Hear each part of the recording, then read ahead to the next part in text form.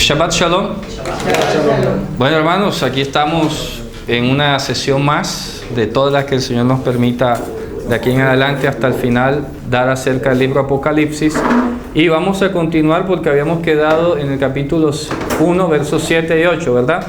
Y aquí vamos a, además de todo lo que comentamos de por qué la cita, lo que implicaba la cita de estos dos profetas, Zacarías y Daniel, que está haciendo un típico drash, ¿verdad? Para que los que no lo sepan, la palabra drash en hebreo es uno de los tres métodos de abordar la escritura, de la exégesis judía, digámoslo así. Y este drash es lo que, al traducirlo, sería como argumentación en la práctica. Porque la palabra como tal significaría, viene el verbo darash, que ya lo hemos explicado aquí, que sería como seguir la pista. ¿De acuerdo? Seguir la pista. Pero en la práctica, cuando se va a aplicar esta regla hermenéutica, se trata de hacer lo que hemos visto aquí en el versículo 7 y 8, que cita dos pasajes distintos, que dicen cosas distintas, de dos profetas distintos, de dos épocas distintas, y construye un postulado, construye una hipótesis, una tesis en este caso. Entonces, aquí estamos viendo que en el verso 7 ha citado a Daniel, ¿cierto? De aquí con las nubes, ya habíamos explicado toda la terminología, y todo ojo lo verá. Se dan cuenta que son dos situaciones que cuando tú vas a cada contexto pareciera que está hablando de cosas distintas, pero se pueden unir. Bien, habíamos llegado allí al versículo 8, ¿verdad? Pero quería adelantarles también que la razón adicional de por qué cita a Daniel y a Zacarías es porque a continuación el verso 9 va a dar una descripción que está relacionada con aquellos eventos de los que habló. Es como tú poner un título, hacer una introducción y luego desarrollar el tema que va de acorde al título. ¿Me explico? Entonces el título ha puesto, aquí viene con las nubes y todo ojo lo verá. Hace un comentario allí, yo soy el alfa y la O, ¿verdad? El primero y el de después, y ahora viene el desarrollo. ¿Ok?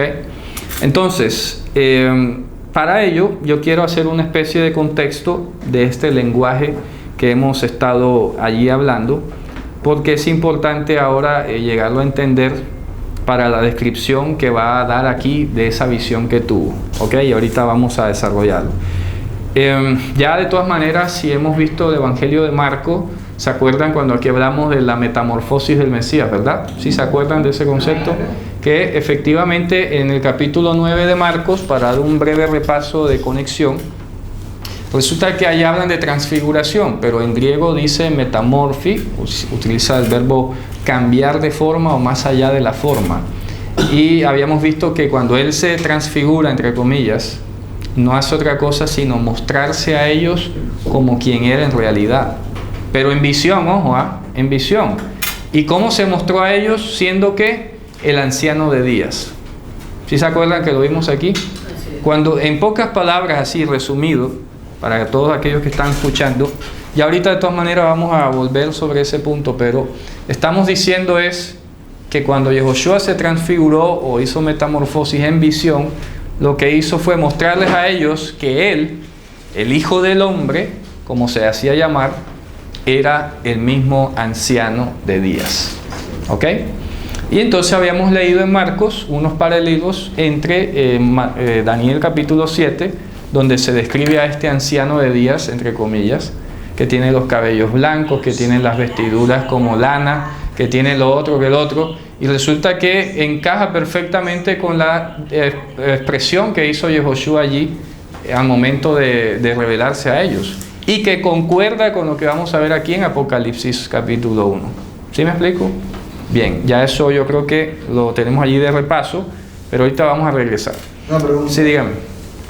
Solo una duda en el concepto de la en visión. Ajá. Solo se mostró en visión. Claro. Explícanos cómo es la visión. O sea, si efectivamente es lo que, como si fuese un sueño, o como si fuese un espejo, o ¿cómo debo entender la visión? Una visión, evidentemente vemos los ejemplos como en Pedro, vemos los ejemplos como en Esteban, ¿verdad? Que ellos decían, yo he visto, el Señor me mostró, los profetas, todo bien, visión. ¿Cuál es la diferencia entre una visión y un sueño? Por, digamos así, básicamente la conciencia. Una visión, tú estás despierto, estás consciente, pero tus ojos ven una película distinta de la realidad que estás percibiendo allí. Estás despierto, estás consciente, no estás en trance, porque eso hay que aclararlo. Ya Leon Wood dedicó su libro Los profetas de Israel a ese punto. Los profetas de Israel nunca fueron extáticos, significa que no entraban en éxtasis, o sea que eran plenamente conscientes de lo que veían y oían. Entonces la visión, básicamente, repito, es habilitar, recibir la capacidad de ver en el plano normal de la realidad algo que no puedes ver con los ojos como órgano de la visión. ¿Me explico? Pero estás consciente. Es como, vea, yo siempre lo he ejemplificado, es como tú ponerte unas gafas de rayos X y ves, o unas gafas de infrarrojo, o lo que miden las cuestiones de temperatura. Yo no los vería iguales con mis ojos si estas gafas pudieran ver la parte térmica, porque si yo me pongo estos lentes y son térmicos, a todos los veo es en áureas moradas, rojas, amarillas. ¿Me explico? Pero los estoy viendo con mis ojos, ¿verdad? Con mis propios órganos. Estoy despierto, estoy consciente, pero digo, wow, todos están como amarillos, blancos, ¿verdad? Pero si me quito los lentes, los veo normal. Así. Esa es la mecánica de la visión, básicamente. Entonces, en esa visión que ellos tienen, están despiertos, están conversando, están teniendo una interacción que no va acompañada de ningún estado alterado de conciencia, y están viendo algo.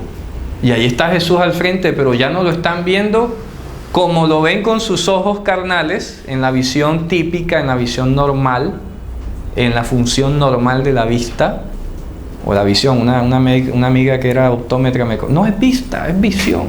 Bueno, la visión. Entonces no funciona en el órgano normal, sino que se habilita algo, ¿verdad? Debe ser quizás en nuestro cerebro, debe ser alguna función desconocida que nos permite ver con nuestros ojos cosas que no se ven normalmente y que no nos sería posible ver. De hecho, no nos sería posible ver.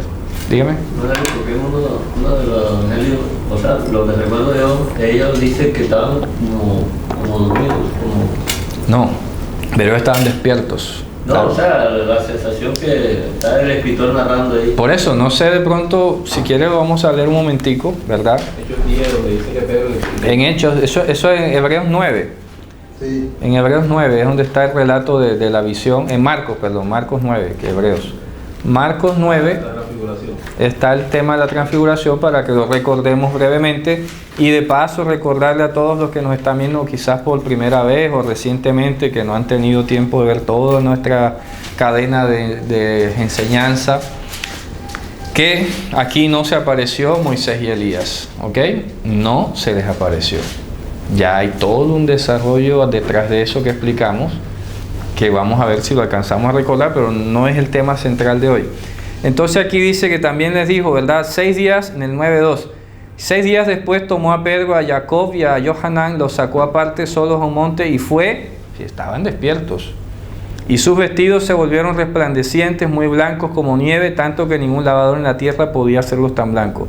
Y les pareció a ellos ver, así es como debe traducirse, les pareció a ellos ver. ¿A quién? No es que se les aparecieron Moisés y Elías, no, porque es que vaya, aunque hubiese sido que dijera esa expresión, ni siquiera iban a poder reconocer a Moisés y Elías. ¿Acaso lo habían visto alguna vez? ¿Cómo iban ellos a saber que ese era Moisés y el otro era Elías?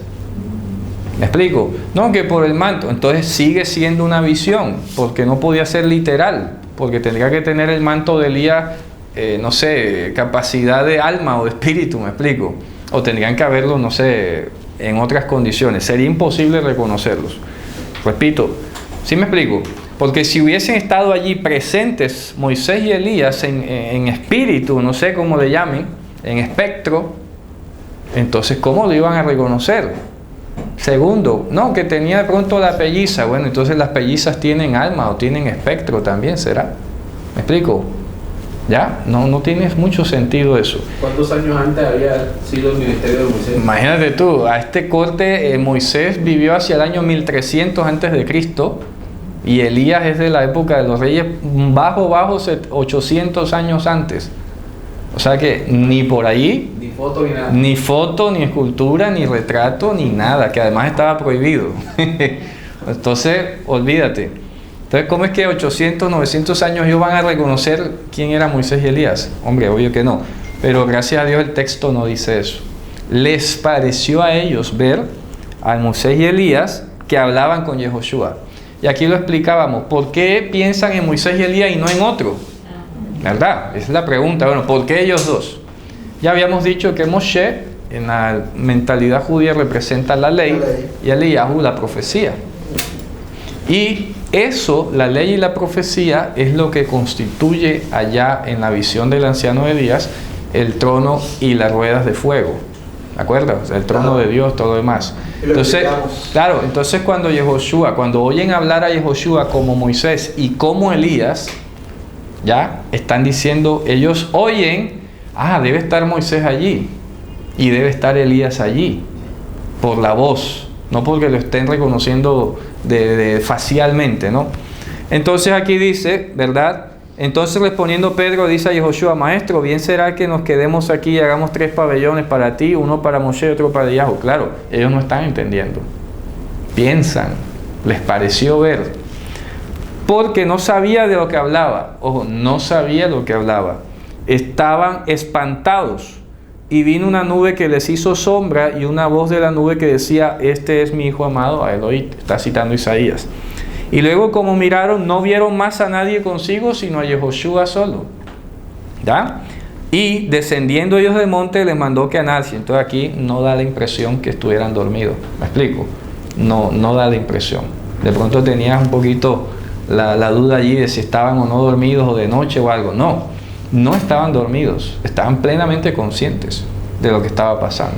Como lo está Juan en este relato que vamos a seguir haciendo de Apocalipsis. ¿Ok? Entonces aquí en Apocalipsis dice, en el verso 9, vamos a iniciar. Dice, Shalom, yo, Johanan, vuestro hermano, entiéndase hermano, es decir, copartícipe en la tribulación y en el reino, en la paciencia de Yehoshua, estaba en la isla que es llamada Patmos por la palabra de Dios y el testimonio de Yehoshua HaMashiach. Piensa lo que está diciendo allí. Esto tiene básicamente 2 o 3 dimensiones, lo que está diciendo allí. Porque, yendo al contexto histórico que hablamos sobre la literatura apocalíptica de Qumran y todo lo que se había escrito antes y durante el siglo I, justamente a estos escritos donde se habían consignado esas aparentes revelaciones o esas aparentes explicaciones, ¿ya? A esos escritos se les llamaba el testimonio. ¿Me explico? El testimonio.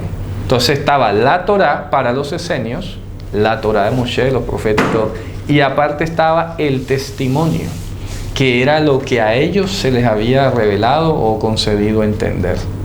Entonces tiene mucho sentido cuando aquí escribe este libro y dice, no, el testimonio no son los libros de Enoch, no es la visión de Gitaspes, no es la guerra de la luz contra las tinieblas, no es el libro de la creación, no, eso no es ningún testimonio. El testimonio aquí que vale es el de Yehoshua HaMashiach. Y esto concuerda con lo que habíamos leído en Isaías capítulo 8, cuando dice, ¿verdad?, a la ley y al testimonio. Sabemos que a las tablas de la Torá se les llamó las tablas del testimonio. Pero ¿qué habíamos dicho en concreto que era el testimonio? Yehoshua HaMashiach. Por eso dice, a la Torá y al testimonio, si no ordenan conforme a estas palabras, no tienen shahar. Y habíamos explicado aquí, si ustedes lo leen en Isaías, no va a encajar mucho, porque obviamente el traductor cercena el sentido o la riqueza lingüística que hay en hebreo. Vamos a buscar ese pasaje, ¿verdad? Cuando dice a la ley y al testimonio, creo que está en Isaías capítulo 8. 8 del... Como el 22, ¿verdad? 8.8 será. A la ley, 8, a la ley del testimonio. Ese. dice la ley y el testimonio. Es Ajá. decir, el testimonio. Sí, a la ley, es decir, al testimonio. Es decir, más allá de la literalidad, tienes que apuntar a dónde o qué simbolizaba la Torá. Y acuérdense que para entender qué simbolizaba la Torá, a la Torá se le llamó en el libro de Proverbios el árbol de la vida. ¿Ok?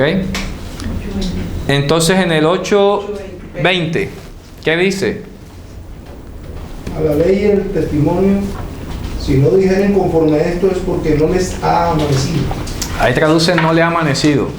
En hebreo no dice así. En hebreo dice Ein lo shahar. Ein lo shahar.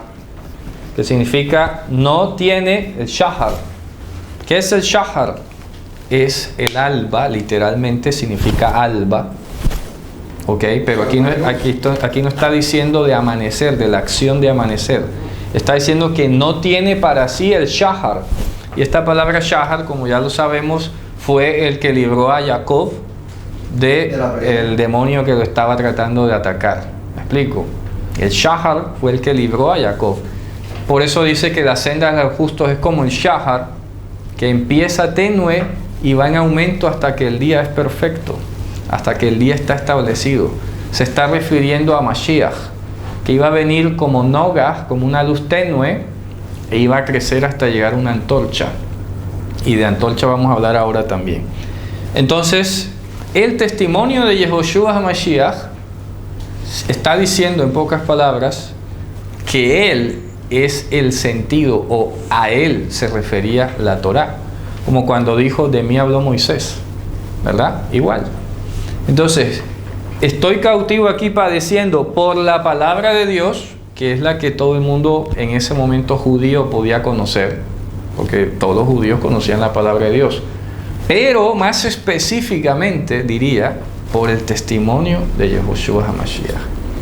Por eso digo, es decir, por la palabra de Dios, es decir, aclaro, el testimonio de Yehoshua HaMashiach, no el testimonio de Qumran, no el testimonio de lo que los esenios le llamaban a eso testimonio, No el testimonio de la tradición. no al testimonio de la tradición, oral. sino al testimonio de Yehoshua HaMashiach, lo que él representa, que es la cúspide de la Torá. No hay Torá si no reconoces allí a Mashiach. Por eso aquí en este año que ha pasado, que ya estamos terminando, todo giró en torno a Mashiach. Los sacrificios, que la parte del tabernáculo, toda la estructura, que la Mishmeret, todo, ¿verdad? Todo ha girado en torno a él. Porque de él habló Moshe. De mí habló Moshe, dijo el maestro, ¿cierto? Entonces está diciendo, ubicándose geográficamente, ¿verdad? Y está explicando por qué está allí. Y dice, yo estuve en Ruach por el poder, ¿ok? Yo estuve por el poder en el día del Señor, ¿cierto? ¿Cierto? ¿Estamos allí?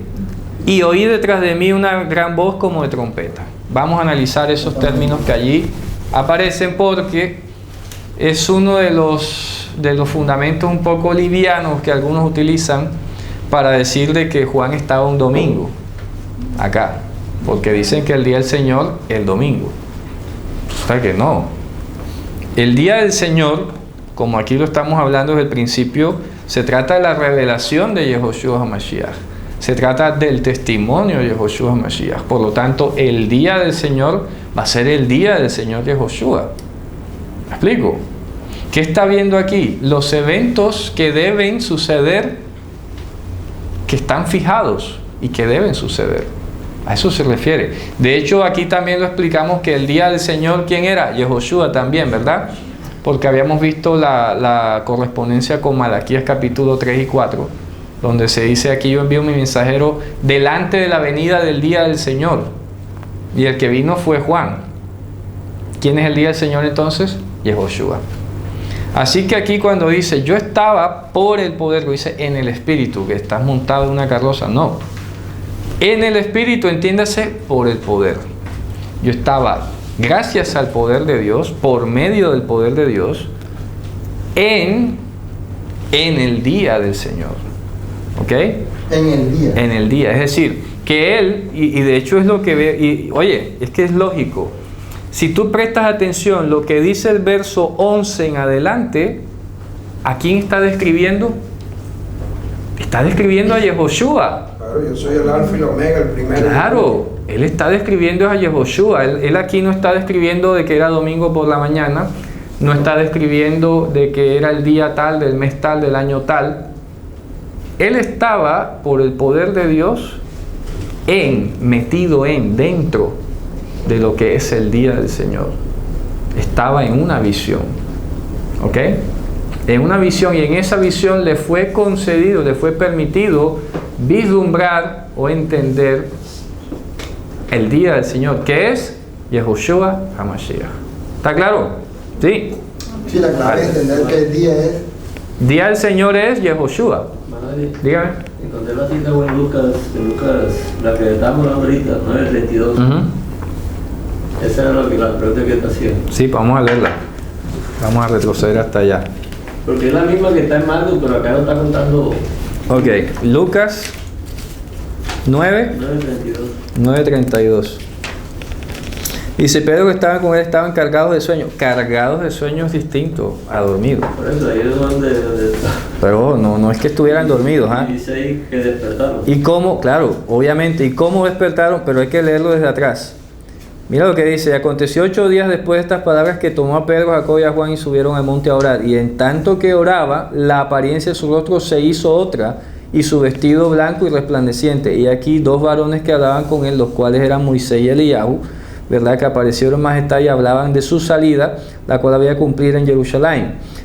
Pedro y los que estaban con él estaban cargados de sueño y conforme despertaron, pero no quiere decir que estaban dormidos, ¿verdad? Vieron su majestad y aquellos 2 varones que estaban con él. Y aconteció que apartándose de ellos de él, Pedro dice a Yehoshua, maestro, bien es que nos quedemos aquí y hagamos 3 pabellones, uno para ti, Moisés, y otro para Eliyahu, no sabiendo lo que decía. Y estando él hablando esto, vino una nube que los cubrió y tuvieron temor entrando ellos en la nube. Y vino una voz de la nube que decía, este es mi hijo amado. Y pasada aquella voz, Jesús o Yehoshua fue hallado solo, y ellos callaron y por aquellos días no dijeron nada a nadie. O sea, el punto central, repito, es que no estaban dormidos cuando hablaron. Podían haberse estado durmiendo ahí mientras tanto, claro. Despertaron en el sentido que se reincorporaron, ¿qué está pasando? Y vieron, pero lo que es concreto es que lo vieron a él consciente, no dormidos, ¿ok? Aunque hayan estado dormidos, lo vieron consciente. Por eso se atrevieron a decir los nombres que... Claro. No, sí. Claro. Es que es más fácil que hubieran dicho estado dormido. Ahí se les habría creído de pronto que estaban soñando con Moisés y Elías, ¿no? ¿Me explico? Pero aquí estaban despiertos. Y fíjate, mira cómo dice la traducción esta. Y Pedro y los que estaban con él estaban rendidos de sueño, mas permaneciendo despiertos. Bueno. Pues rendido y permaneciendo. Exacto. No, es que uno entiende.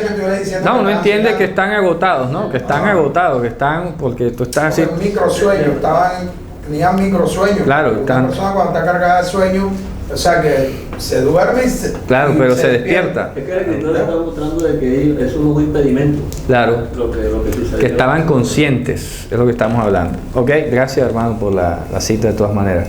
Entonces dice aquí, vuelve a repetir lo que ha dicho anteriormente, por eso les decía que vuelve a retomar el tema. Las citas de Daniel y Zacarías, que ya leímos el verso 7 y 8, son el título o el subtítulo y ahora viene a desarrollar. Entonces dice, yo estaba empoderado, estaba en el poder en el día del Señor, en Yehoshua, ¿verdad? Y oí detrás de mí una gran voz como de trompeta. Ya hemos hablado aquí pues que la mayoría de las veces que traducen trompeta es shofar, ¿ok? Porque sí existe la palabra trompeta en hebreo que es hatzotzar, pero era solamente las trompetas de plata que dice números 10:10, pero normalmente aquí se usa el shofar en hebreo. Entonces decía, yo soy, y repite el mensaje, pero esto que está diciendo es lo mismo que acaba de ver en el verso anterior. He aquí uno que viene con las nubes, todo ojo lo verá, y dijo, yo soy el primero, yo soy el alfa y la o. Aquí lo vuelve a retomar. Bueno, ¿por dónde quedamos? ¿Verdad? Y sigue. Yo soy el alfa y la o, el primero y el último. Esa expresión, el último, en hebreo suena un poco distinto, porque en hebreo no te marca una distancia como que el 1 acá y por acá el 10. Entonces yo soy el 1 y el 10. No. En hebreo de entender, yo soy el primero y lo de después. O sea que no hay segundo. ¿Me explico? Porque si tú dices el primero y el último, como que en la fila cabe más. Como que hay un límite. Sí, como que yo soy el Claro, donde hay empieza y donde intermedios. termina, y en el medio hay otros. Hay intermedios. Hay intermedios. No. En hebreo dice Rishon de Aharón. Significa el primero y el de después. O sea que él es cabeza y cuerpo. ¿Me explico? ¿Ya? No es, porque si era primero y último será como decir cabeza y pies. Claro. ¿Ya? Y en el cuerpo pues hay otras cosas. No, es como si dijera yo soy cabeza y cuerpo. O sea, cabeza y de ahí para abajo también soy yo. No hay otro, no hay un segundo. Y esto nos confirma una vez más la validez, la profundidad de lo que significa el Shema Israel. Hashem es Echad. Hashem es uno, único, irrompible, sin discontinuidades. ¿Me explico? Es uno solo, no está profanado. Por eso hemos hablado que aquí el verbo profanar es atravesar, cortar, interrumpir, ¿verdad? Entonces él es el Rishon y el Aharón, el que inicia y lo que sigue después, cabeza y cuerpo. Y quiero enfatizarme a mí mucho en esta parte de cabeza y cuerpo. Voy a hacer la gráfica acá, cabeza y cuerpo. Entonces aquí diríamos Rishon y Aharón. ¿Ok? Rishon cabeza y el cuerpo Aharón. ¿Está claro? Entonces no está dando el mensaje como que aquí empezó y allá terminó. Puede ser, pero no es el énfasis como tal. Mire lo que viene a continuación. No es impreciso. Es correcto. Decir primero y último porque Deja un vacío. Deja un vacío que podía meter, ahí se podía colar el papa, Sí, sí. se podía colar otro. Sí, sí, sí. ¿Ya me explico? Sí, sí, claro. Y entonces el texto, la expresión es importante decirla porque da lugar a que no hay intermedio. No hay intermedio. Y que Él es el único. Él es el único. Él es el después. Así es. Ya. Y que, repito, no está conformada la deidad por 2, 3, 4, ni 5, ni 6 personas, ni nada. Hashem es Echad. ¿Ok? Hashem es Echad. Por eso hemos hablado aquí y todos, bueno, algunos vieron el tema del debate que había con este tema de quién era Yehoshua, si la naturaleza era humana o divina. Hombre, definitivamente aquí lo hemos recalcado ya infinidad de veces. Es la corporeidad de la deidad venida. Eso es todo, ¿no? Entonces, aquí dice, yo soy Alfa y la O, el primero y el de después. Escribe en un libro lo que ves y envíalo a las 7 congregaciones que están en Asia. A Éfeso, a Esmirna, a Pérgamo, a Tiátira y a Sardis, a Filadelfia y a Laodiquia.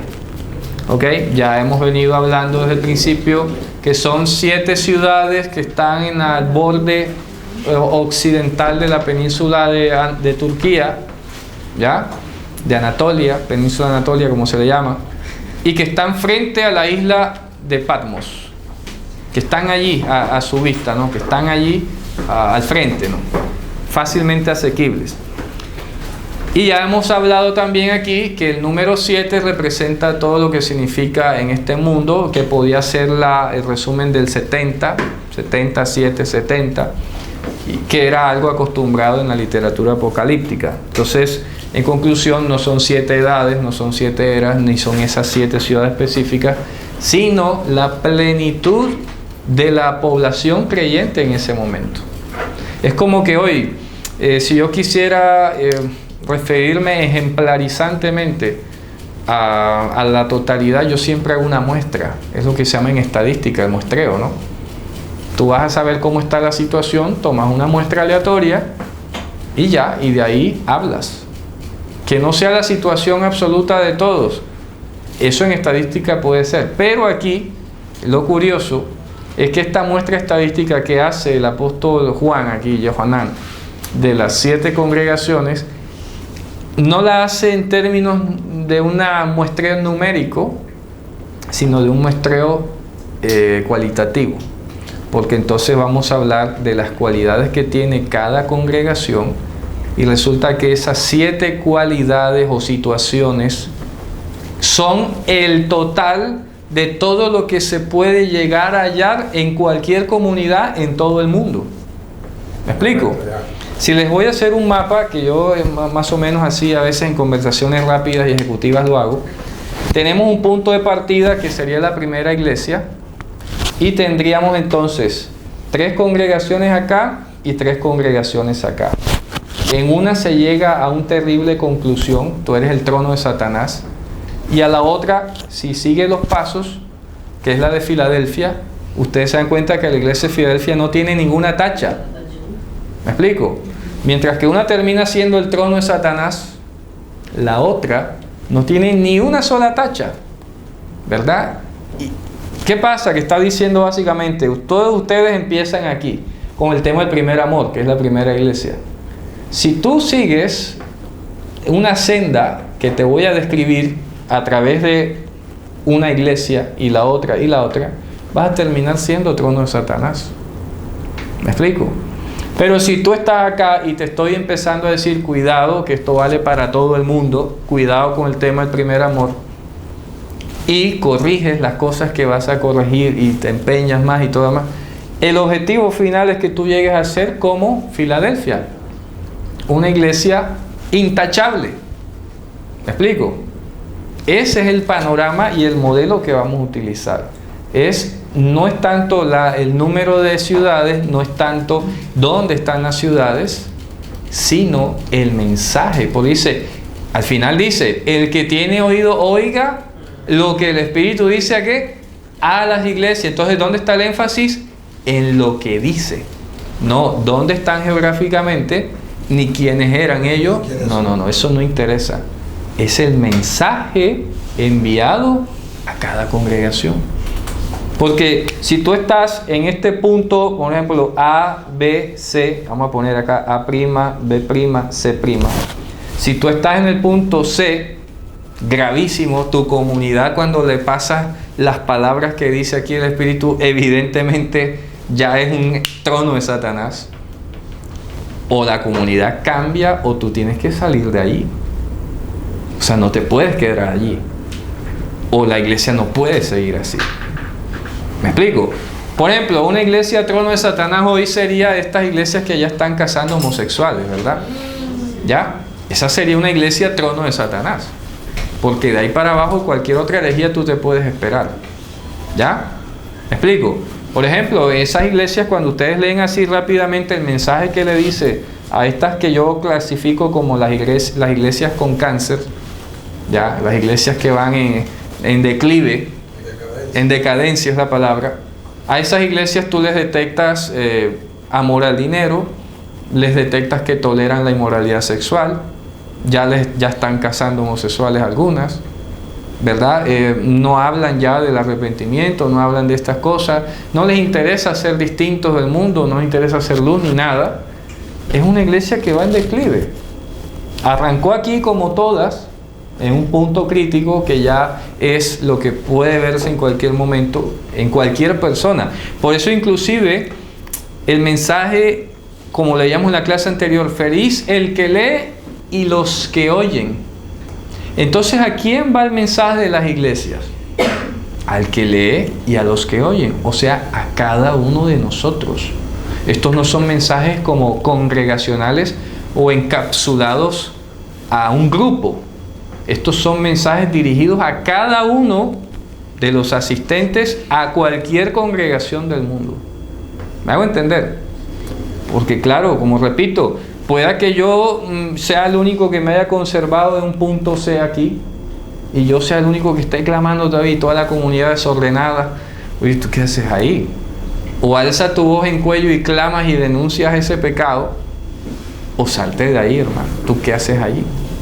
¿Cierto? Porque para eso es el mensaje. Feliz el que lee y los que oyen, y el que tenga oídos, el que le hayan sido concedido el oír. Si tú estás acá, salte de allí, ¿verdad? Pasas por acá de regreso y terminas siendo un filadelfiano. ¿Me explico? ¿Ya?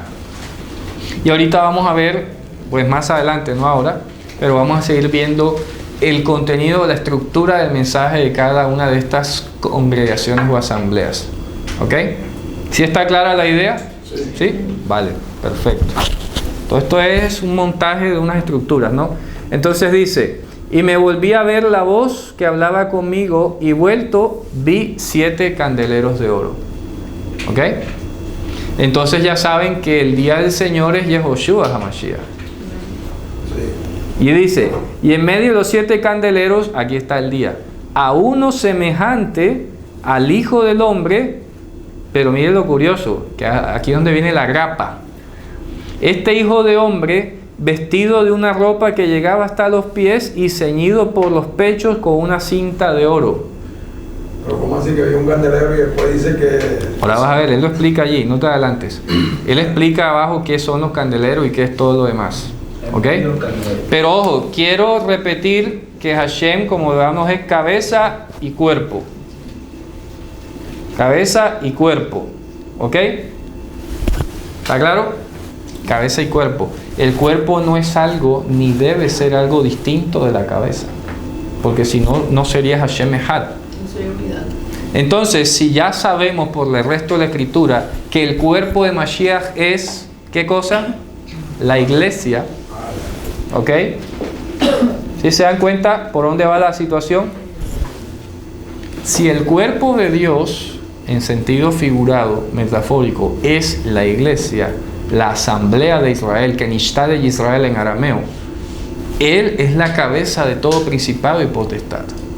Pero esta iglesia no debe ser distinta de la cabeza, porque si la primicia es santa, lo es el resto de la masa. ¿Me explico? Si la cabeza es santa, también el cuerpo es santo. Si no, no es cuerpo. ¿Me explico? Si no, no es cuerpo, no cuenta como cuerpo. Cuerpo extraño. Un cuerpo extraño que va a ser cortado y echado al fuego. Por eso dijo, toda vid o toda rama que en mí no lleva fruto, en mí es cortada y echada al fuego. Porque es con el testimonio de Él que va a dar fruto. Sin el testimonio de Él no vas a encontrar fruto de ninguna clase. ¿Ok? Por eso aquí siempre nos ha mantenido en equilibrio ante el avance o lo que pudiera resultar tentativo del judaísmo rabínico ortodoxo, porque es el evangelio el que nos mantiene en la raya en ese equilibrio perfecto, porque el judaísmo no tiene el Espíritu Santo. Eso podemos decirlo con toda seguridad. ¿Por qué? Porque nadie, ¿verdad?, que hable por el Espíritu de Dios puede llamar a Yehoshua maldición, que es lo que vive haciendo el judaísmo.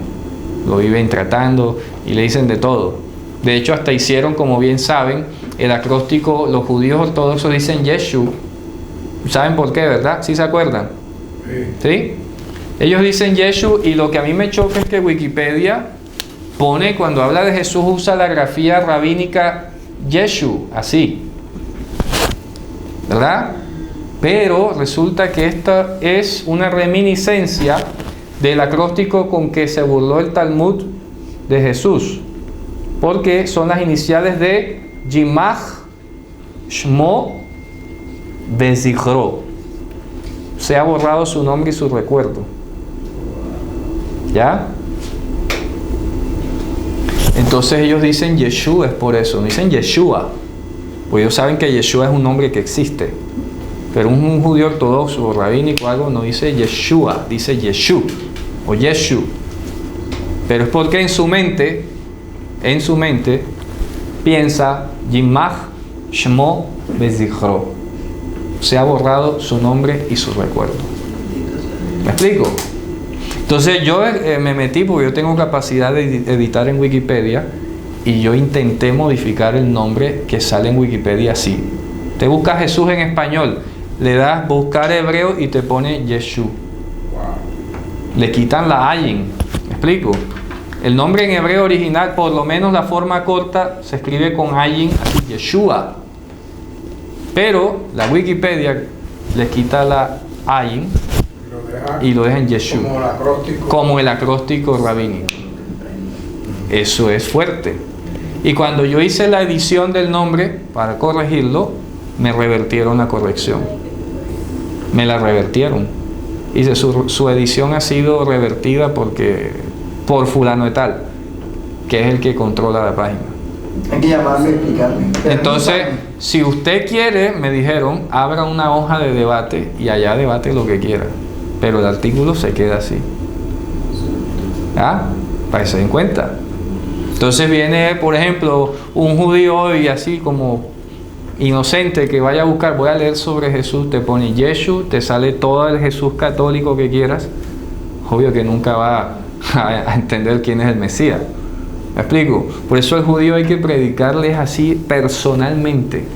Al judío nunca va, o sea, difícilmente a través de lo que hay hoy disponible en internet va a poder saber de una mejor manera quién es Yehoshua, porque todo está parcializado, vetado, controlado. Piensen ustedes, ¿ah? Y yo lo hice porque me indignó eso, y otras personas más también. Cuando yo abrí el comentario de la discusión, porque todas las páginas de Wikipedia tienen un área que se llama discusión, y lo hice en hebreo, ya para el público judío en hebreo, ¿no? Y cuando fui a la página de discusión, habían otras personas que también se habían quejado en hebreo, obviamente decir, no, esto no es así, pero así se queda en la discusión, pero el artículo principal se queda así. Terrible, ¿no? ¿Ya? ¿Se den cuenta? Y esa es la importancia de poder tener ese talento de hablar en hebreo para poder tener herramientas para discutir. En la medida en que el mundo occidental no tiene esa herramienta, acepta todas las cosas que vengan del judaísmo. Entonces, por eso, de hecho hay mesianismos que dicen Yeshu. Sí, Yeshu y tal. Pero a ver, por eso aquí, repito, aquí examinamos con la lámpara y el filtro del Evangelio lo que sea que nos venga a nuestras manos. Digo, el Evangelio es la guía y es el filtro que tiene que a nosotros permitirnos entender la Escritura o lo que alguien haya dicho sobre ella. Gracias, hermano. Entonces, vamos a seguir leyendo. Quiero mantener este esquema aquí de la cabeza y el cuerpo, o lo que vamos a ver ahora. Gracias, hermano. ¿Qué dice aquí? Dice que su cabeza y sus cabellos, dice el 14, pero fíjense la contradicción, ¿ah? O sea, no es contradicción, voy a corregirlo. La ironía. Porque ha dicho hijo de hombre, y resulta que cuando lo describe, está describiendo al anciano de días. ¿Me explico? Por eso esto nos obliga a ir otra vez a Daniel capítulo 7. Porque, ojo, dice, y vi como un hijo de hombre, pero fíjense ustedes que cuando vamos a Daniel, ese hijo de hombre se vuelve anciano de días. Y aquí en Apocalipsis está diciendo que ese hijo de hombre, que allá en Daniel nos parecía como que era un sujeto distinto del anciano de días, ¿verdad? Este hijo de hombre tiene la cabeza y el cuerpo como el anciano de días. ¿Ok? Vamos a notar las características. ¿Qué dice? Su cabeza y sus cabellos, ojo, cabeza y cabellos, ¿qué dice? Era blanco como blanca lana. Blancos. Vamos a poner aquí como blanca lana. ¿Y qué más dice? Sus ojos como llamas de fuego. Ojo, que es llamas de fuego, ¿verdad? Y los pies semejantes al bronce bruñido. Pies de bronce o cobre más exactamente. Ajá. Refulgente como en un horno y su voz como estruendo de muchas aguas. Ok, estruendo de muchas aguas. Ahora vamos a Daniel. Pero ojo que antes ha dicho también en el versículo anterior que tenía una ropa que llegaba hasta los pies y ceñido de los pechos por una cinta de oro. Ojo. Ahora vamos a Daniel, capítulo 7. Vamos allá. Ahora seguimos allá. 7, no, creo que es el 14, ¿no? O el, sí es ese. Léalo. ¿Qué dice Daniel? Estuve mirando hasta que fueron puestos tronos y se sentó un anciano de días cuyo vestido era blanco como la nieve. Ojo, vestido blanco como la nieve, siga. Y el pelo de su cabeza como lana limpia. Ojo, entonces aquí como lana. Aquí igualito lo que ha dicho Apocalipsis. ¿Ya?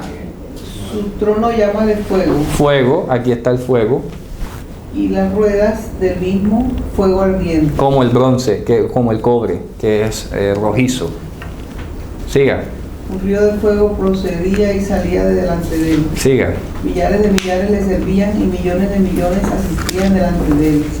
El juez se sentó y los libros fueron abiertos. Siga. Yo entonces miraba a causa del sonido de las grandes palabras que hablaba el cuerno. Miraba hasta que mataron a la bestia y su cuerpo fue destrozado y entregado para ser quemado en el fuego. Pero hay otro pasaje porque, espera un momentico, vamos a ver, porque... El inquietud. Sí, diga. Porque el 9 dice, no sé si, que se sentó, Ujú. un anciano de gran edad que se sentó cuyo vestido era de esta manera. Y en el 10 otra vez dice, el juez se sentó y los libros se abrieron. El juez es él. Por eso, o sea, ya se había sentado según el 9. Y otra vez dice que se volvió a sentar. Es lo mismo, no es que se haya vuelto a sentar, es lo mismo, ¿no? Es la misma, es lo que acabamos de decir ahora en Juan. O sea, no está hablando de sentarse literalmente, ya sentarse tiene algún otro connotación. Está establecido que cuando se habla del verbo sentar en hebreo es que ya se acabó la situación, se da por terminado un asunto. Por ejemplo, cuando dice que se sentó en la diestra de la majestad en las alturas, significa que ya finalizó la obra expiatoria. Porque el sumo sacerdote no se sentaba en el tabernáculo, tenía prohibido sentarse. Entonces que Yehoshua, el sumo sacerdote, se haya sentado, significa que la obra fue completada. Está consumada. Ya fue consumada, exactamente. O sea, que ya no sería literal, ya está hablando de otra cosa. Es correcto. Entonces yo quiero que vayamos más bien a donde se habla sobre el Hijo del Hombre, ¿verdad? Que es lo que quiero aquí en el 13. Mira lo que dice el 13. Miraba yo una visión de la noche y aquí con las nubes del cielo, lo que ya hemos leído en Apocalipsis, como un hijo de hombre que venía y llegó hasta el anciano de grande edad e hicieron llegar delante de él.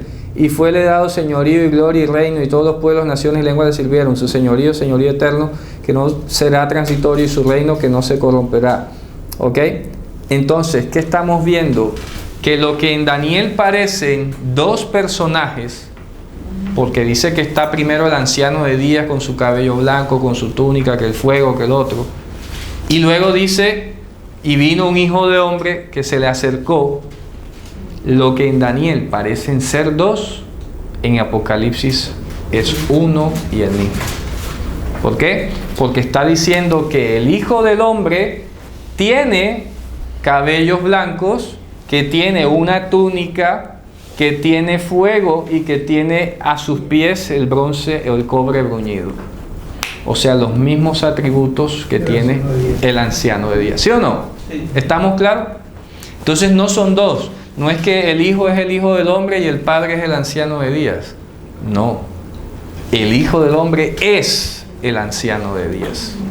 ¿Está claro? Lo que pasa es que en Apocalipsis parece que los dos personajes los miran uno solo. Ya, Claro. las características del Hijo de Hombre. O sea, claro, es lo que te está diciendo, hombre. Aquel que leíste como el Hijo del Hombre es el mismo anciano de días. Y se los voy a ejemplificar de otra manera.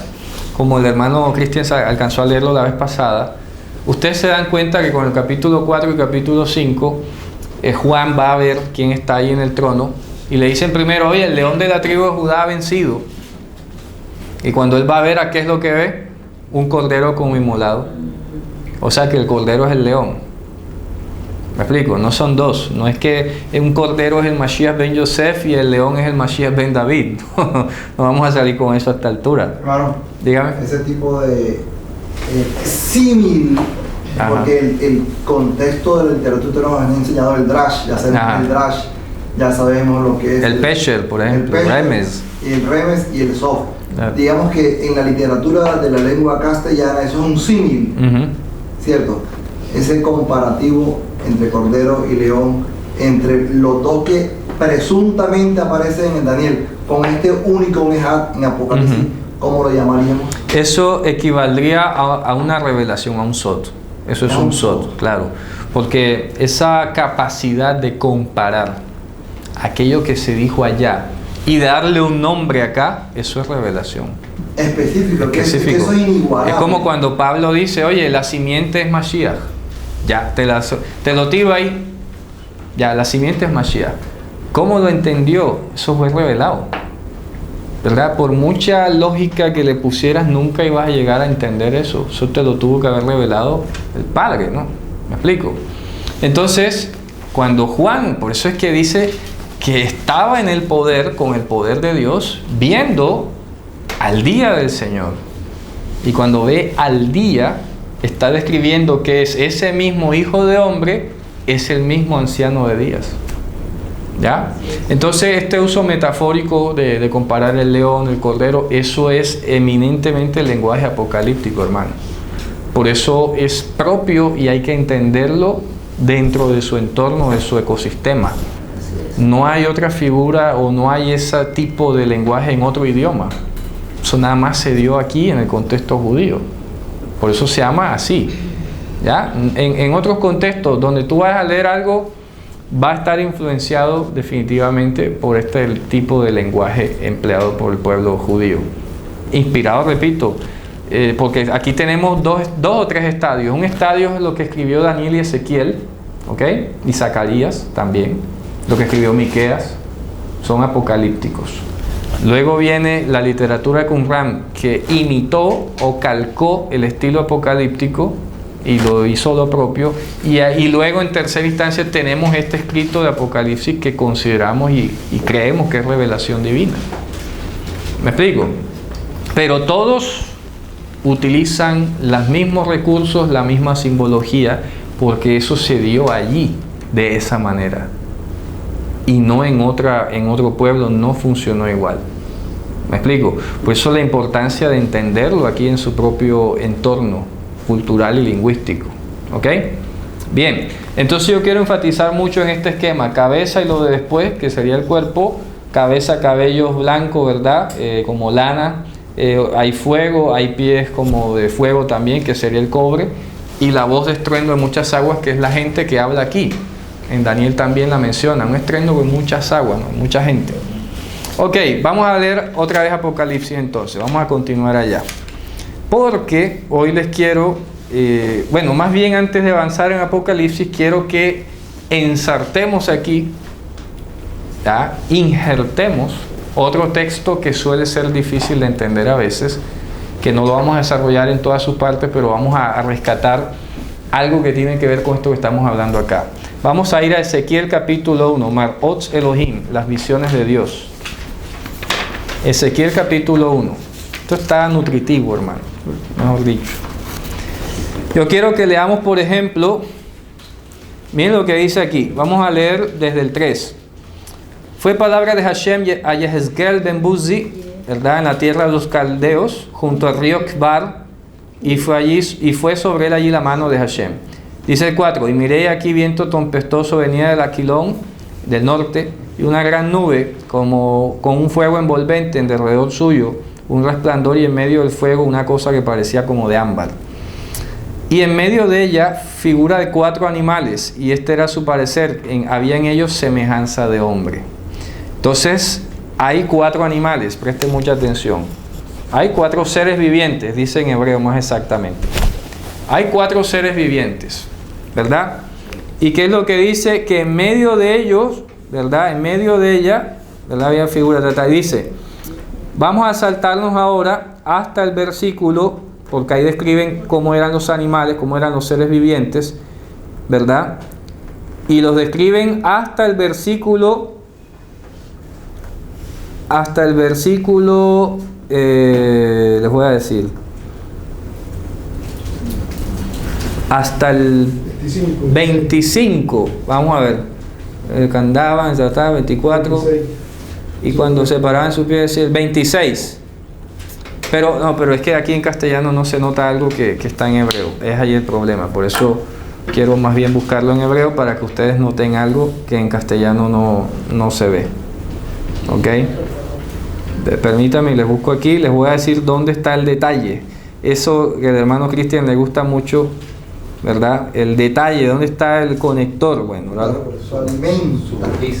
vamos a ver. Vamos a verlo. Permítame, vamos aquí al texto de Ezequiel, en el texto hebreo, y vamos a leer allá, pero esténse ahí en el 20 y tanto, en el 1.26, porque por ahí es la situación. ¿Ok? Porque Ahí desde el versículo 5 hasta el 26, o sea, esos 20 versículos y más, describen a los animales, a estos 4 seres vivientes, cómo eran, qué tenían, que las 4 caras cada uno, todo eso, ¿ok? Y ya después, cuando los ha descrito con bastante detalle, entonces, hacia la altura del verso, les voy a decir, por ejemplo, el verso 13, ahí tenemos un primer detalle que en castellano no se ve. Aquí traduce en castellano: en cuanto a la semejanza de los animales, su parecer era como de carbones de fuego encendido, como parecer de hachones encendidos, discurría entre los animales y el fuego resplandecía. Ahí hay un error complicado, tanto en la traducción como inclusive en el mismísimo texto hebreo, que se ha corrompido. ¿Ok? ¿Cómo podemos saberlo? El aparato crítico de la Biblia hebraica Stuttgartensia nos permite verificar con la Septuaginta y el Targum también qué se leía, porque el texto es oscuro en hebreo. Entonces, ¿qué pasa? ¿Qué en hebreo dice? Mira lo que dice el verso 13. Se lo voy a escribir acá para que quede que usted no dijo eso, yo no dije eso. Lo voy a escribir. El 13, directo del hebreo, teniendo en cuenta la lógica del texto, dice: y en medio, el 13, ojo, verso 13, y en medio de las bestias, de los seres vivientes, en medio de los seres vivientes, preste mucha atención. ¿Cuál es ese capítulo? El 1.13. Y en medio de los seres vivientes, ¿verdad? Dice allí, había un aspecto, ¿verdad? Una apariencia, un aspecto, mar'e, como brasas de fuego. Brasas de fuego. Ahlei Eish. Boarot, ardientes. Pero miren esta descripción: ardientes, boarot, dice que mar'e alapidinhi, como el aspecto de ¿qué? ¿Qué dice su traducción? Hachones. Hachones, más fácil, antorchas. Hachones encendidos. Antorchas. Esos hachones encendidos. En hebreo dice lapidim, que es antorchas. ¿Ya? Dice: y en medio de los seres vivientes de los que venimos hablando, que son 4, hace un paréntesis y dice: había un aspecto como brasas de fuego ardientes, pero más exactamente como el aspecto de la antorcha, de antorchas, ¿ok? Está en plural, antorchas. Ahora mira lo que dice. Lapidim, ¿ok? Dice ahí, Marhal Lapidim, Mithalechet ben hachayot, que andaba o que se movía entre, ¿de acuerdo? Se movía entre los seres vivientes. ¿Ok? Entonces, gráficamente, el versículo 13 hay que entender lo siguiente: están los 4 seres vivientes allí, y en medio de ellos se pasea una apariencia allí que tiene como antorchas, ¿verdad? Y que es como brasas de fuego. ¿Ok? La traducción parece que dijera que los seres vivientes son los que eran como antorchas. Es correcto, ese es el detalle que no está correcto ahí. Pero eso queda ese paréntesis y sigue con los animales. Pero luego, entonces dice el texto,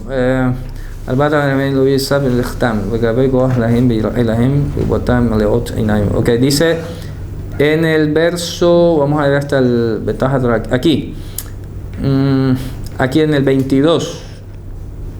¿Qué dice el 22? Sobre las cabezas de los seres vivientes apareció una expansión a manera de cristal maravilloso, extendido encima sobre sus cabezas. Ajá. Siga. Y debajo de la expansión, las alas de ellos estaban derechas, extendiéndose la una hacia la otra, y cada uno tenía 2 alas que cubrían su cuerpo. Correcto, pero un momentico.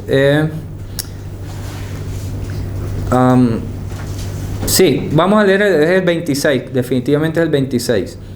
Y sobre la expansión. Ese.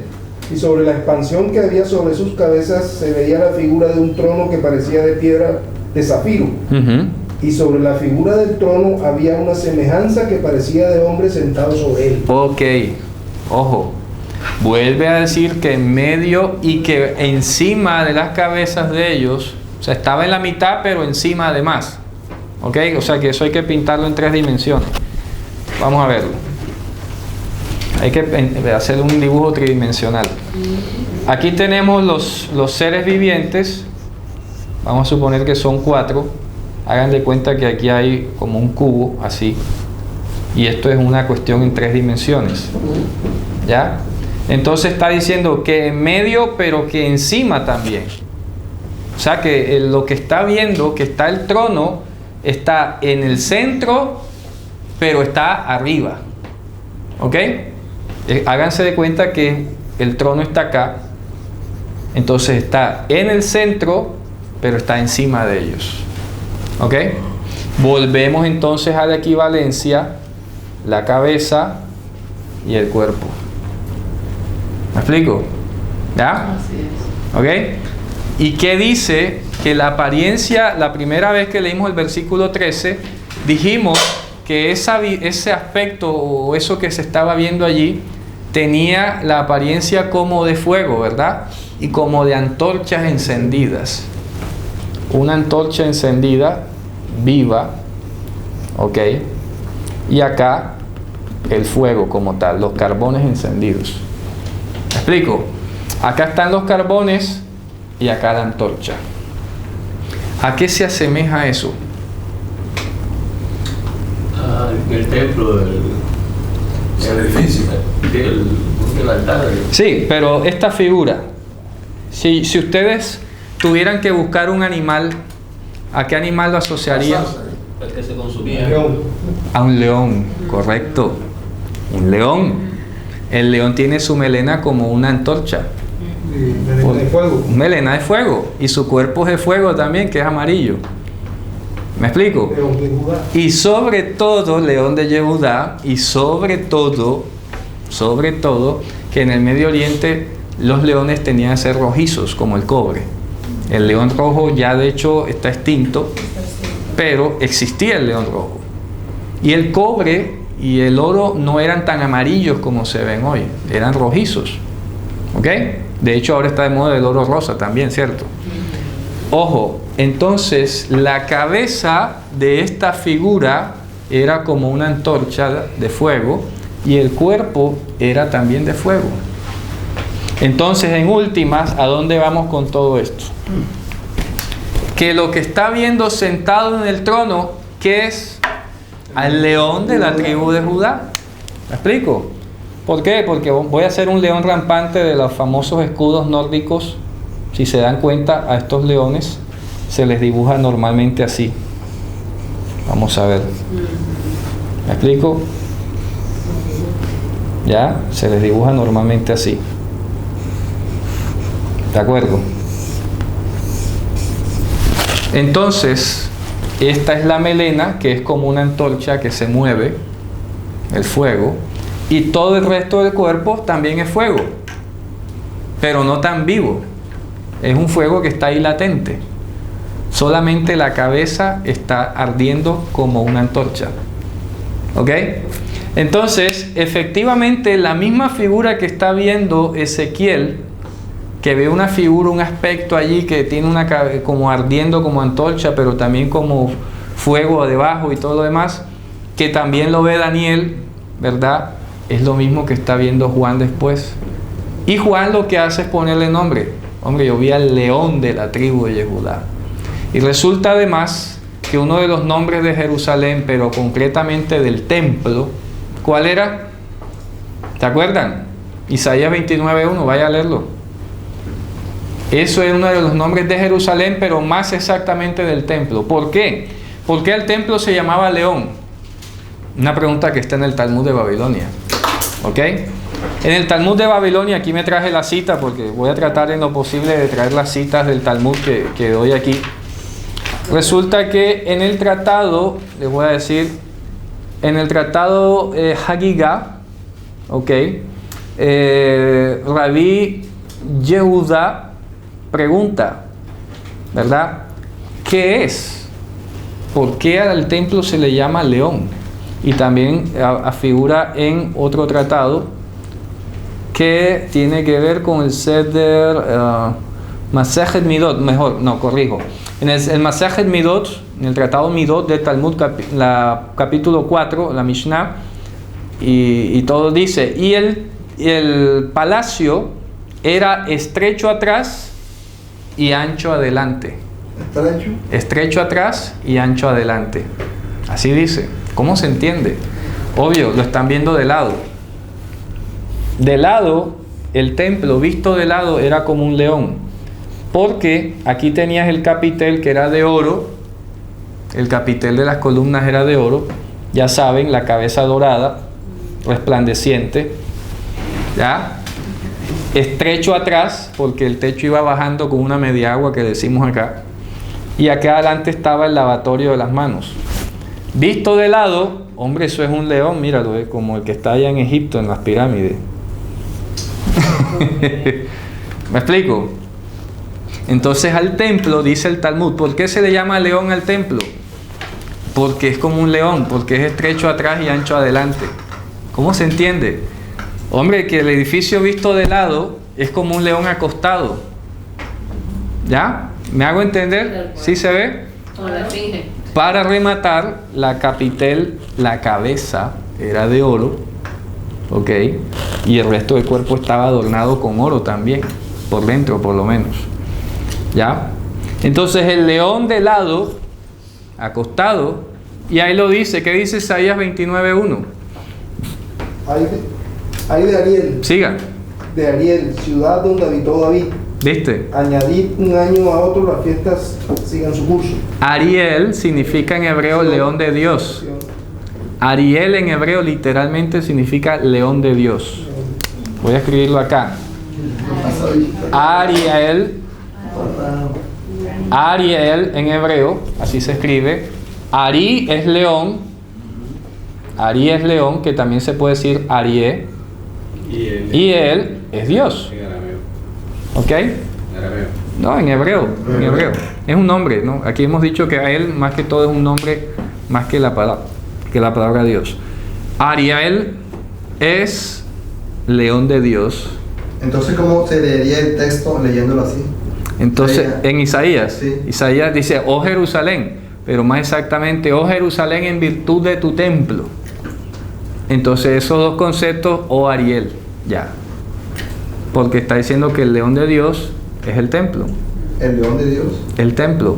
Por eso es que él dijo, alguien mayor que el templo está aquí.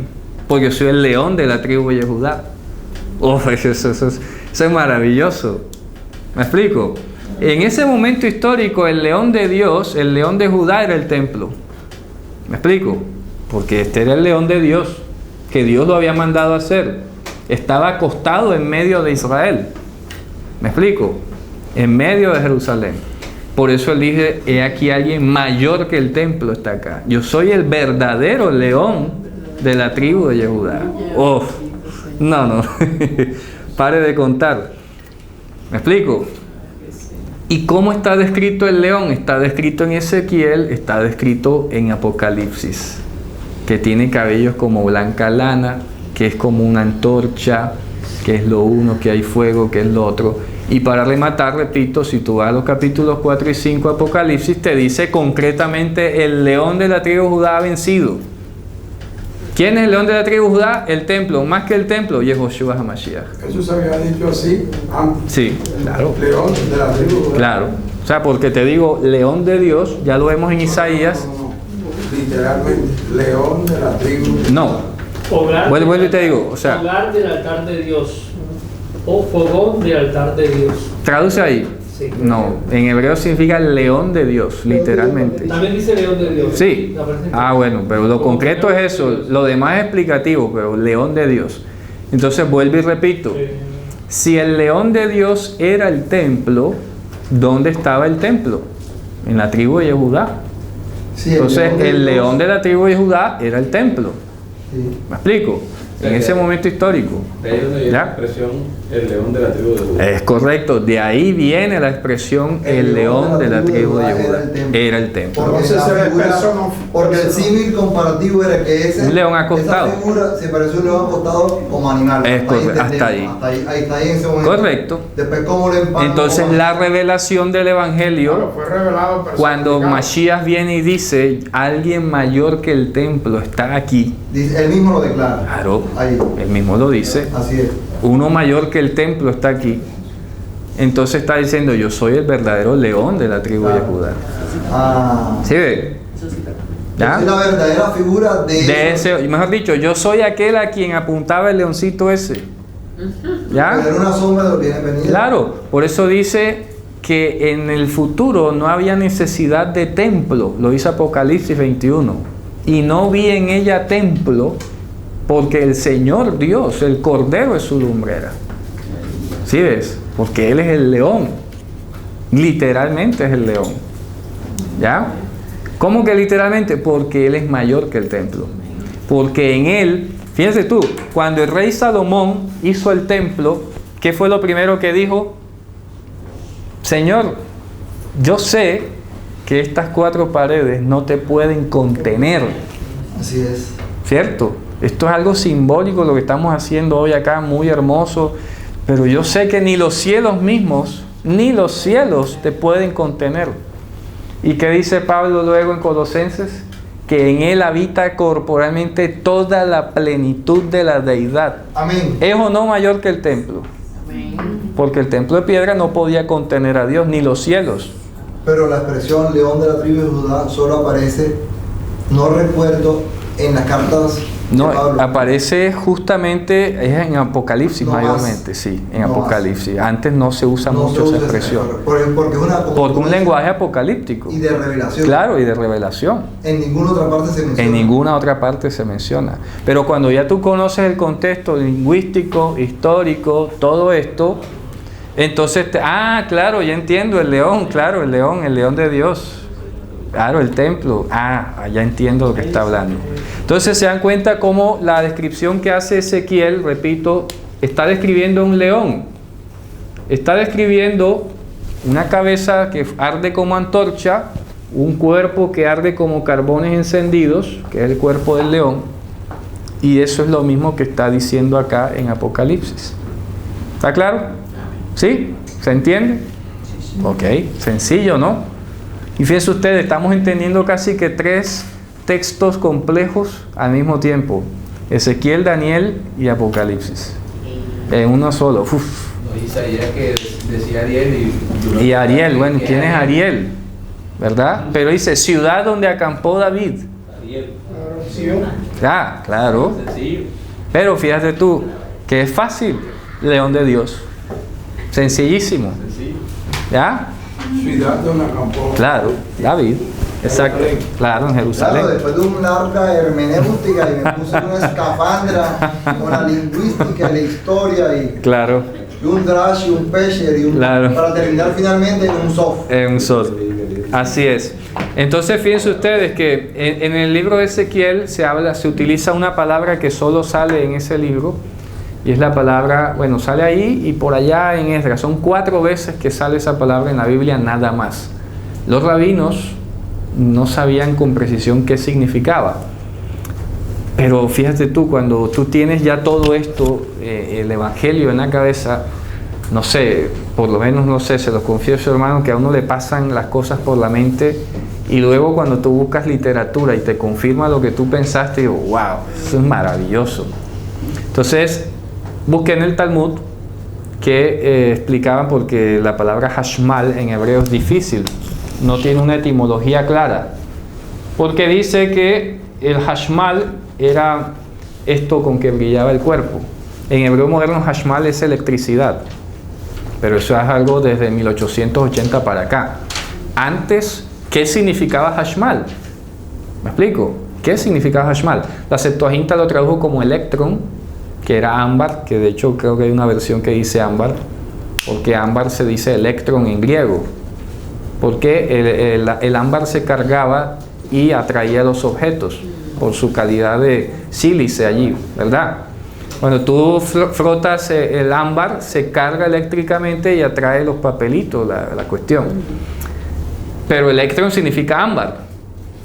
Entonces, el traductor de la Septuaginta se fijó más que todo como en el color de la piedra, que es como el cobre, que es como el oro. ¿Me explico? El ámbar es así. Pero otros rabinos, como ya lo decía, por ejemplo, Rabí Yossi Bar Hanina y Rabí Yehudá, oye, no sé, eso me impresionó mucho. Cuando yo leí la palabra Hashmal en el texto hebreo, decía, estos son chispas. Esto es chispa, esto no es otra cosa, esto tiene que ser chispas. ¿Oíste? Pregúntame cómo lo sabía, no lo sé. Simplemente lo supe. Y cuando voy al Talmud, los rabinos describen, esos son chispas. ¡Wow! Y no, esto es impresionante, maravilloso Dios. Y por eso copié las citas del Talmud. En el Tratado Hagigá, página 13, lado A, está esa discusión. ¿Qué es el Hashmal? Los rabinos se preguntaban, porque es una palabra extraña, no es hebrea. Algunos estudiosos la tratan de relacionar con el acadio, con el sumerio, no sé qué, pero no hay claridad. Esa palabra no es hebrea. Hashmal, ¿qué es eso? Entonces los rabinos discutían. ¿Qué es el Hashmal? Y decía el uno, hombre, eso es como el fuego que sale minucioso de la puerta de un horno. O sea, las chispitas, cuando estás quemando y salen los... ¿verdad? Y el otro decía, es como la luz que sale de entre las piedras cuando las frotas, las chocas. Chispas. ¿Ya? Wow, impresionante. Encaja con lo que la lógica del texto en hebreo me dio a entender. Pero si me preguntas la etimología de Hashmal, no te la puedo dar, porque no se sabe. Repito, aquí yo copié, por ejemplo, algunos dicen que sugiere que viene del acadio o el sumerio el meshu, que significa oro blanco. Otros dicen que es heshmaru, que es piedra de chispa, que cuando se frota. Pero esas son sugerencias de etimología. La palabra en sí, muy extraña. En cambio, otros rabinos como Rashi y otros rabinos ya más tardíos se pusieron a conjeturar allí, a hablar como al aire. ¿Ok? Entonces, por eso hay que ir a lo profundo, a la escafandra. Fíjense ustedes, entonces, Hagigá 13, la hoja 13, lado A, ahí se habla la discusión de qué es el Hashmal, pero yo me quedo, porque no sé, así lo percibí, que son esas chispas, repito, y se está comparando cómo el cuerpo brilla como chispas, en tanto que la melena arde como una antorcha. ¿Ok? O sea, el león de la tribu de Judá. El león, que efectivamente, porque acuérdense que el templo era de mármol, ¿cierto? ¿Ya? Tenías piedras cortadas aquí de mármol y todo, pero la cabeza era de oro. El brillo del oro es distinto del brillo del mármol. El mármol más que todo como que refleja destellos, mientras que el oro brilla de una manera propia. ¿Me explico? Fíjense ustedes, hermanos. Y estamos viéndolo así. Si decimos que entonces la cabeza es Mashiach y el cuerpo es la iglesia, la congregación, la asamblea de Israel, el cuerpo no es sino el reflejo de la cabeza. ¿Me explico? El mármol que refleja la luz que genera el oro, o la antorcha, o la fuego. ¿Se dan cuenta? Maravilloso, esta simbología impresionante. ¿Ya? Y por eso, ya para terminar, aquí vamos a volver a Apocalipsis. Esto es maravilloso. Entonces terminamos leyendo. Fíjense ustedes que allá en Daniel al Hijo del Hombre se le da trono y potestades y todas estas características. Y mire lo que dice acá. Entonces tenía en su diestra 7 estrellas y de su boca salía una espada aguda de 2 filos y su rostro era como el sol cuando resplandece, como el sol, ¿verdad? Intenso en su fuerza. Y cuando le vi caí como muerto a sus pies y él puso su diestra sobre mí diciéndome, no temas, yo soy la cabeza y el cuerpo. ¿Me explico? Yo soy el primero y lo de después. Soy uno, fuera de mí no hay otro. ¿Ya? ¿Y qué le dice? El que vivo y estuve muerto. Vaya, profundo, ¿ah? Y aquí que vivo por los siglos. Bueno, ¿de quién están? ¿A quién está viendo yo? ¿Está hablando de Joshua? ¿O no? Amén, dice. Y tengo las llaves del infierno y de la muerte. Uf, todavía más. Decir, Él es el que decide quién vive eternamente y quién no. muerte, infierno. Tengo la llave de la muerte y del infierno. Sí, no, son simplemente, digamos, como la traducción la una de la otra. Eso es importante anotarlo porque en el libro Apocalipsis vamos a ver que primero se menciona la palabra en hebreo o arameo y a continuación en griego. ¿Me explico? Entonces, si para la mente judía la muerte era la muerte, para los griegos es el Hades. ¿Ok? Eso iba a decir porque infierno es Hades. Sí, normalmente, aunque no es exacto, ya le voy a explicar. Por ejemplo, aquí le dice, estamos en el verso 18. sí, es correcto, Tanatu Ketu Haddu. O sea que Haddu, le voy a explicar, el Hades no es sinónimo como tal de infierno. Los griegos tenían la palabra específica para infierno que era el Tártaros. ¿Qué era el Hades? El Hades era básicamente el lugar donde iba a tener los muertos. Cementerio, algo así. Como el cementerio. Pero la diferencia es que en la mitología griega, obviamente los muertos seguían vivos, y en el Hades era donde se definía quién se iba al Tártaros y quién se iba al Elysium, que eran los campos elíseos, donde podía estar con los dioses y todo lo demás. Pero entonces Hades, en griego, se utilizó, fue la palabra más cercana para traducir al hebreo Sheol, que es el sepulcro, la muerte, o sea, la muerte como el lugar. ¿Me explico? Llámale al sepulcro muerte. Por eso dice, ¿dónde está muerte tu aguijón? Sepulcro tu victoria. ¿Se dan cuenta? Que es intercambiable. ¿Ok? Entonces, lo que estamos viendo y que pasa varias veces en Apocalipsis es que se da primero la palabra en hebreo o el concepto hebreo y luego al lado se le pone el griego. Por ejemplo, el ángel que en hebreo se llamaba Abaddon y en griego Apolión. ¿Me explico? Y así. ¿Qué finalidad tenía esa explicación en ese momento en la revelación o la Apocalipsis? Ponerle hebreo y luego griego. No sé, más bien no es el sentido, más bien refleja que el texto original debió estar en hebreo y arameo y que el escritor o el traductor oficial, cuando lo pasa al griego, explica entre paréntesis, hombre, esto es lo que nosotros acá más o menos le llamamos así, como para que te hagas una idea. Es como Juan dice, hemos visto el Mesías, el Cristo, llamado Cristo, correcto. Mesías y Cristo. Un escritor no va a escribir eso. Es correcto. Eso apareció. Es el que traduce después. Dígame. Y eso explica además que, recuerde que cuando se les perdieron las 10 tribus de Israel, ellos olvidaron el hebreo. Claro. Y aprendieron el griego.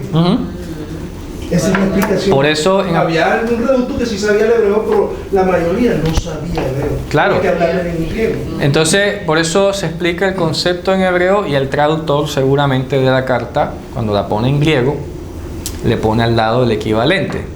Entonces, claro, entonces ahí no se debe traducir la muerte y el infierno, está mal traducido, porque Hades no es infierno. Hades es el equivalente a muerte. ¿Ok? O sea, la muerte y la muerte. La muerte y la muerte, una en hebreo y otra en griego. Así. Como un paralelismo. Como un paralelismo. Eso es un paralelismo que dice, lo que pasa es que lo usó en términos hebreos. Y yo después en griego. Claro, el Sheol es el sepulcro, es la muerte. Claro, es la muerte. ¿Me explico? Y para los griegos, el Hades es donde vivan los muertos. Es correcto, así, simple. Pero no exactamente. No es lo mismo, ¿verdad? Pero no es infierno. No es lo mismo infierno. La gente se imagina infierno como occidente, otra cosa. Sí. Entonces aquí por eso. La versión católica, lo que claro, los católicos le tienen miedo con el infierno. Ya. Claro, entonces por eso aquí hay que corregir que no dice las llaves del infierno y de la muerte, no. Y de hecho en griego el orden está al revés. Es la muerte y el Hades. No, aquí sí lo traduce bien. Sí, pone en orden. Pero pone infierno, dice, y tengo la llave de la muerte y del infierno. Ah, viste. Entonces debe leer entonces, y tengo de la llave muerte, de la muerte, es decir, y del Hades. Y del Hades. Ah, o sea, el sepulcro. Porque dice, y el Hades En Apocalipsis dice Claro. el Hades, y ahí sí traducen. Sí, allá sí Hades. ponen Hades más Allá adelante. sí ponen Hades. Entonces tú confundes, bueno, es infierno, es Hades, ¿cómo es esa? Porque allá en Apocalipsis dice, y el Hades Entregó sus muertos. entregará a los muertos. Es correcto, es correcto. Claro. Entonces no es La infierno. donde se creía que iban los muertos. Entonces, Claro, para los griegos creían que estaban vivos. Claro, Ya. pero era el muertos. lugar, exacto, era la tumba, Era la tumba. sepulcro, muy bien. Entonces corregido, no es yo tengo las llaves del infierno y la muerte, no, tengo las llaves de la muerte, es decir, del Hades, o sea, es decir, de la tumba. ¿Ya? Escribe las cosas que has visto y las que son y las que han de ser después de esta. Esto vamos allá a analizar la próxima clase. El misterio de las 7 estrellas que has visto a mi diestra y los 7 candeleros de oro. Mira que aquí viene la explicación. Las 7 estrellas son los mensajeros de las 7 iglesias. ¿Sí ves? ¿Ya? Y los 7 candeleros son las 7 iglesias. ¿Te das cuenta? Entonces por eso, cuando lo veíamos ahorita, Él se pasea en medio de su cuerpo, que es la iglesia. En medio de los 7 candeleros. ¿Qué son los 7 candeleros? Las 7 comunidades. Pero qué cosa, hombre, los creyentes, su cuerpo. Y mira que es de oro el candelero y es fuego, que es el cuerpo, acá también. ¿Ok? La pregunta sería, Ajá. ¿por qué precisa de 7 estrellas, como se diría en hebreo? Kohabim, porque ya es muy claro en la literatura que los ángeles son llamados estrellas, los mensajeros. Malachim son llamados Kohabim. Fíjate tú que más adelante dice que el dragón arrancó con su cola la tercera parte de las estrellas del cielo, o sea, los ángeles, los mensajeros. Aquí podemos decir que el misterio de los ángeles. Ajá, de las 7 estrellas, hombre. Las 7 estrellas significan los 7 mensajeros, es decir, todos los líderes de todas las comunidades del mundo. ¿Ok? Eso es las 7 estrellas, los 7 mensajeros. Y los 7 candeleros, toda la comunidad, todo el conjunto de todas las comunidades de todo el mundo que conforman el cuerpo del Mesías. ¿Está claro? Fíjense ustedes, hermano. Entonces, con esto cerramos este capítulo 1 de manera maravillosa. Quedan algunos asuntos por profundizar, pero vamos bastante bien, vamos bastante bien. Y bueno, bendito sea Dios que nos permite deleitarnos con su palabra. Así que hasta aquí hemos terminado y hasta la próxima entonces. Shabbat Shalom. Shalom.